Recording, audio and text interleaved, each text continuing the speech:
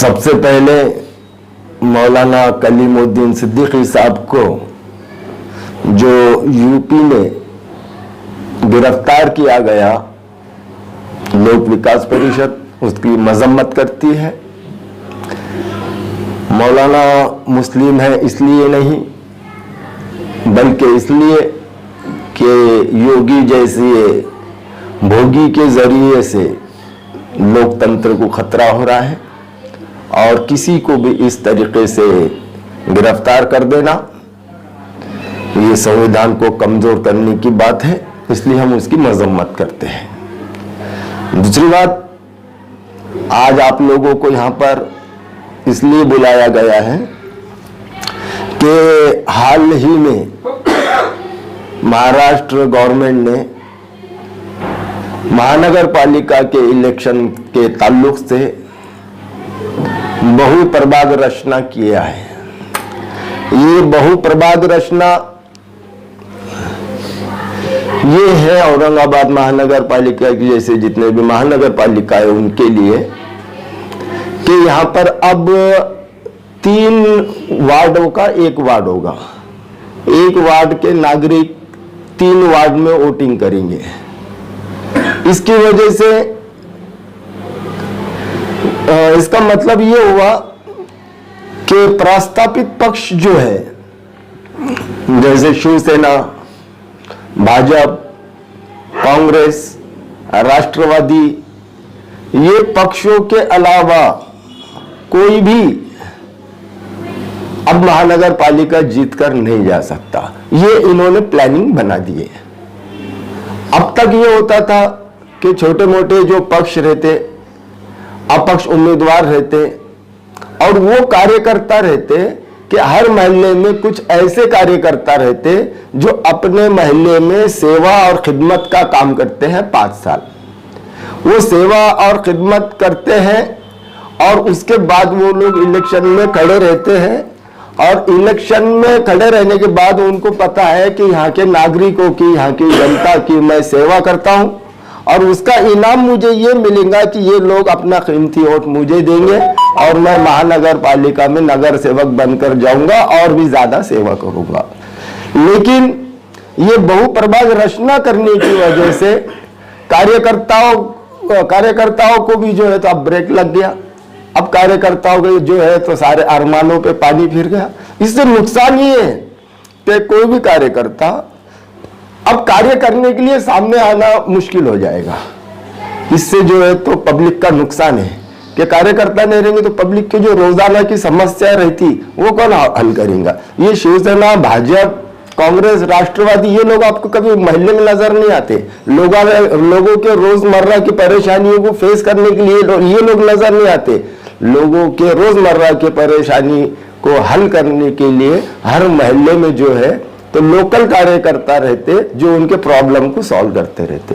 और अगर से ये सिर्फ प्रस्तापित पक्ष ही महानगर पालिका में जाएंगे, इनका प्लानिंग ही ये है कि ये जो है तो ये 3 पक्ष है, शिवसेना, कांग्रेस, राष्ट्रवादी कांग्रेस।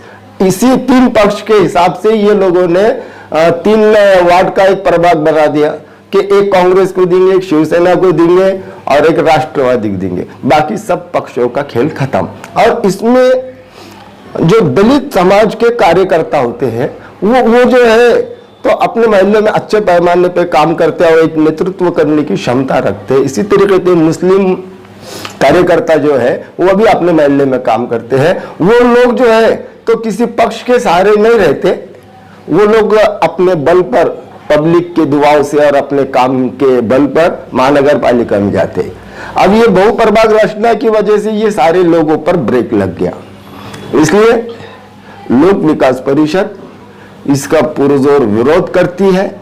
सिर्फ ऑफिस में बैठ के नहीं, हम इसके लिए रोड पर उतर के भी इसका विरोध करेंगे, इसके खिलाफ आंदोलन करेंगे।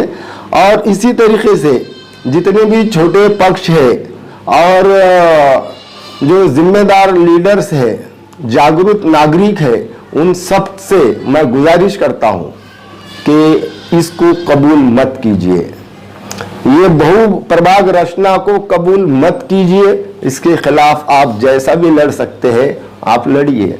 इसी तरीके से मैं MIM के कायद जनाब असद साहब और वंचित के अध्यक्ष बाला साहेब अम्बेडकर, इनसे भी विनती करता हूं कि ये दलित मुस्लिम, ये दो समाज, इनकी राजकीय जमीन खिसकाने की कोशिश की जा रही है। दलित समाज का नेतृत्व खत्म करने की कोशिश की जा रही है। आप लोग लोकसभा में दलित मुस्लिम के सामने आए थे और आपने एक विकल्प दिया था, उसी तरीके से आज भी आप दोनों से मैं विनती करता हूं। मैं आप दोनों के हमेशा विरोध में हूं। मैं आज तक आप लोगों को फेवर नहीं किया, ना ही आपको मैंने कभी इनडायरेक्ट बात करने की कोशिश की, लेकिन आज मैं आपसे विनती करता हूं कि लोगों को आप वाकई में दलित मुस्लिम के नेता अपने आप को समझते हो तो इनके लिए आपके एक आवाज पे लोग रोड पर आने को तैयार है। तो एक आवाज लगाइए कि हम माननीय मुख्यमंत्री उद्धव ठाकरे के घर का घेराव करेंगे, बंबई में एक मोर्चा ले जाएंगे। आपके एक आवाज पे लोग आगे आ जाएंगे। आप एक आवाज लगाइए। इसी तरीके से आप लोगों को क्या करना है इसके बारे में तो मैं आप लोगों से विनती करता हूं, लेकिन लोक विकास परिषद कल शनिवार को सुबह 10 बजे से शाम में 6 बजे तक इस महाराष्ट्र सरकार के खिलाफ आंदोलन छेड़ रही है। कल जो है तो दिन भर लोक विकास परिषद का डिविजनल कमिश्नर के सामने एक आंदोलन की शक्ल ये रहेंगी कि वहां पर लाक्षणिक उपोषण रहेगा। ये लाक्षणिक उपोषण कल औरंगाबाद में रहेगा और हर एक दिन के बाद मराठवाड़े के हर शहर में रहेगा। इसी तरीके से हम कोर्ट में भी इसके खिलाफ जाएंगे, हर तरीके से लड़ाई लड़ेंगे। आप भी लड़िए, इसको मान्य मत कीजिए, वरना नीचे की लेवल से लोकतंत्र को खत्म करके आपकी राजनीति को खत्म कर दिया जाएगा। धन्यवाद। जैसा आपने अपील की है कि MIM से और वंचित अघाड़ी से, तो क्या आपको लगता है कि सर इनकी अपील पे एक एकता दिखाई देंगे, लोग रोड पे आएंगे और आपने ऐसा आवाज लगाएंगे कि आप उनके साथ जाएंगे और लोग उसके समर्थन में आएंगे? वंचित और MIM से मैंने विनती की है कि आप आवाज लगाइए।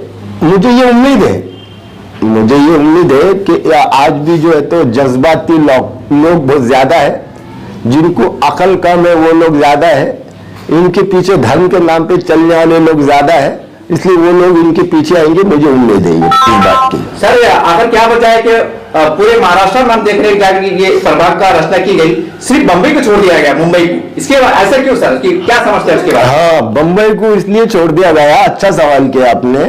बंबई को इसलिए छोड़ दिया गया कि बंबई जो है तो ये शिवसेना का गढ़ है और शिवसेना अपने गढ़ में कांग्रेस और राष्ट्रवादी कांग्रेस को घुसने नहीं देना चाहती। वो उनको पता है कि बंबई में हम अकेले निपट लेंगे, यहाँ पर एनसीपी और कांग्रेस की जरूरत नहीं है। और मुझे तो शर्म इस बात की आती है कि कांग्रेस और एनसीपी इस समझौते को मान लिए कैसा। इन्होंने तो मानना नहीं चाहिए था कि पूरे महाराष्ट्र में हम तुम्हारे साथ में सत्ता में मिलकर खा रहे साथ में, तो बंबई में भी साथ में मिलकर खाएंगे। लेकिन शिवसेना ने बंबई से उनको बाहर निकाल दिया, बाकी महाराष्ट्र में जो भी रहेगा बोले मिल बांट के खा लेंगे, लेकिन बंबई में हम अकेले कहेंगे।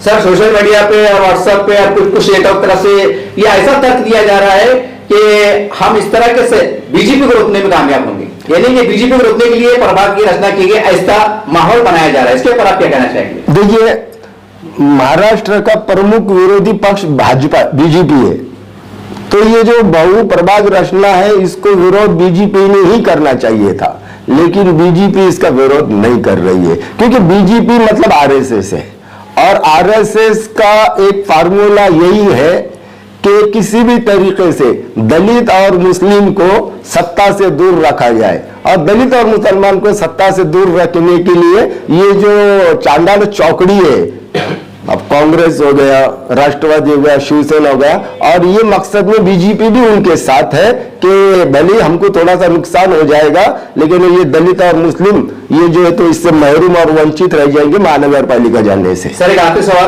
कि मान लीजिए कि आपकी कोशिश अगर नाकाम होती है तो क्या ऐसा माना जाएगा आने वाले चुनाव के असर पर MIM है और समाजवादी पार्टी है, वंचित है, और आप एक अघाड़ी शक्ल में से इनकी एक अघाड़ी होती है, आप अघाड़ी बना के लड़ेंगे इनसे मुकाबले के लिए, आप कुछ ना कुछ रास्ता बनाना पड़ेगा सर? नहीं, देखिए मैं एक छोटे पक्ष का एक छोटा जिम्मेदार हूं, एमआईएम क्या सोचती है उसके बारे में बात नहीं करूंगा, लेकिन इतना कहूंगा कि एमआईएम का भी बहुत नुकसान हो जाएगा। जाग जाओ प्यारे, एमआईएम के चाहने वाले जाग जाओ, उड़ जाओ, बहुत नुकसान है आपका भी इसमें। बहुप्रभाग रचना में जो है तो एमआईएम का और वंचित का भी बहुत नुकसान है। समाज की बात करते हैं, कौम की बात करते हैं, तो इस बार खड़े हो जाओ साथ में। कल आ रहे हैं हम मैदान में, आ जाइए हमारे साथ मैदान में।